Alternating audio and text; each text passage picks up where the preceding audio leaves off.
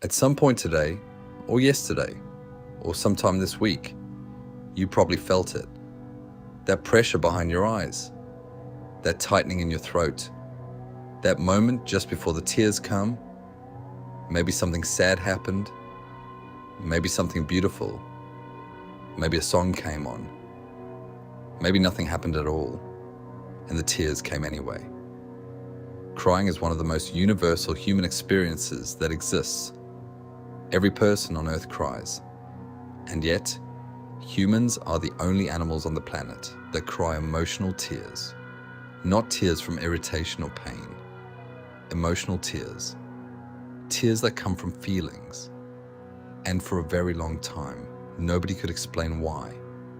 Today, we're going to find out exactly what crying is, why your body does it, and why the answer reveals something deeply important about what it means to be human. Let's start with what actually happens when you cry. Your eyes produce 3 types of tears. The first type is basal tears. These are the tears that keep your eyes permanently lubricated. You produce them constantly without ever noticing. The second type is reflex tears. These appear when something irritates your eyes. Dust, smoke, or even chopping an onion. These tears are purely physical. They're a protective response. The third type, and the most mysterious, is emotional tears. These tears are chemically different from the other 2 types. They contain higher levels of stress hormones and proteins, and they're produced specifically in response to intense emotion, and they only appear in humans. No other animal on Earth produces them. That single fact that emotional tears are uniquely human tells us that crying exists for a very specific reason, a reason that is deeply connected to what makes humans different from every other species. For most of human history, crying was considered a mystery. Why would evolution produce a response that blurs your vision, signals your emotional state to everyone around you, and leaves you temporarily vulnerable? From a pure survival standpoint, crying seems like a terrible idea. A crying animal in the wild is an animal that cannot see clearly, an animal that is signaling weakness to predators, an animal that is drawing attention to itself. And yet, humans not only cry, they cry frequently, across all cultures, across all of history. Whatever crying does, it must be doing something incredibly important, because evolution doesn't usually keep behaviors that serve no purpose. The most compelling scientific theory about why humans cry comes from researcher Vingerhoets at Tilburg University in the Netherlands. Vingerhoets has spent decades studying human crying, and his conclusion is fascinating. Crying, he argues, is fundamentally a social signal. It is one of the most powerful ways a human being can communicate to others that they need help. Think about it. When you see someone crying, what happens inside you? Something shifts. Your attention focuses on them. You feel an impulse to help, to comfort, to respond. Tears trigger empathy in the people who see them. They communicate distress in a way that words often cannot. They bypass rational defenses and go straight to the emotional core of the people around you. For your ancient ancestors, this was extraordinarily valuable. In a small tribe, signaling that you were in distress, that you needed support, could determine whether you received the help that kept you alive. Crying was not weakness. Crying was communication. One of the most honest and unignorable forms of human communication that exists. Here's something almost everyone has experienced. After a good cry, you feel better. Not just emotionally, physically better, calmer, lighter, like something has been released.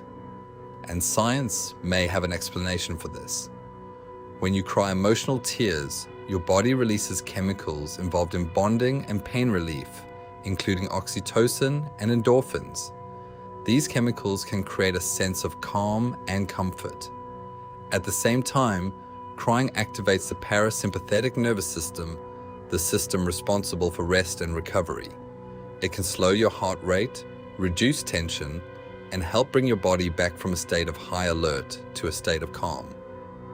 In other words, crying isn't just an emotional release. It may be a physiological reset, your body using a specific mechanism to return itself to a more balanced state after intense stress or emotion. But what about the tears that come from happiness? From beauty? From watching a film or hearing a piece of music? These tears seem to make even less sense than tears of sadness. Why would your body respond to something beautiful or joyful with the same mechanism it uses for grief? Researcher Oriana Aragon at Yale University studied this phenomenon, which scientists call dimorphous expression, and found something remarkable. When emotions become overwhelmingly intense, whether overwhelmingly sad or overwhelmingly joyful, the brain may trigger a counterbalancing response.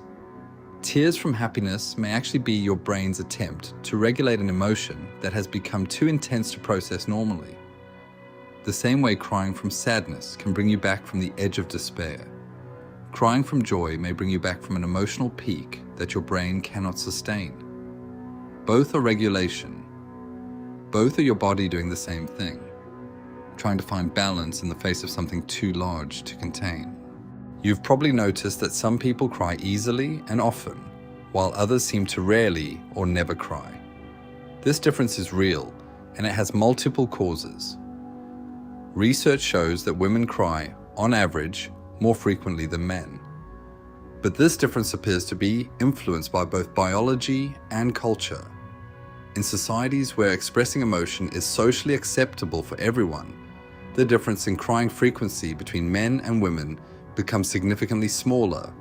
The amount you cry is also influenced by your personality, your early experiences, and how comfortable you are with emotional vulnerability. People who find it easier to cry are not weaker. In fact, research suggests that emotional expression can be connected with stronger social connections, greater empathy, and healthier emotional regulation. Crying isn't a sign of weakness. Sometimes it's simply your body giving your emotions a way out. So the next time you feel those tears coming, whether they're from sadness, from joy, or from a song that catches you off guard, don't fight them. Your body is doing something ancient and important. It is communicating. It is healing. It is bringing you back to balance. Tears are not a failure of emotional control. They are one of the most sophisticated emotional tools your body has. Built over millions of years, uniquely human, and more necessary than most people realize. Why we are? Because the answers are always stranger than you think.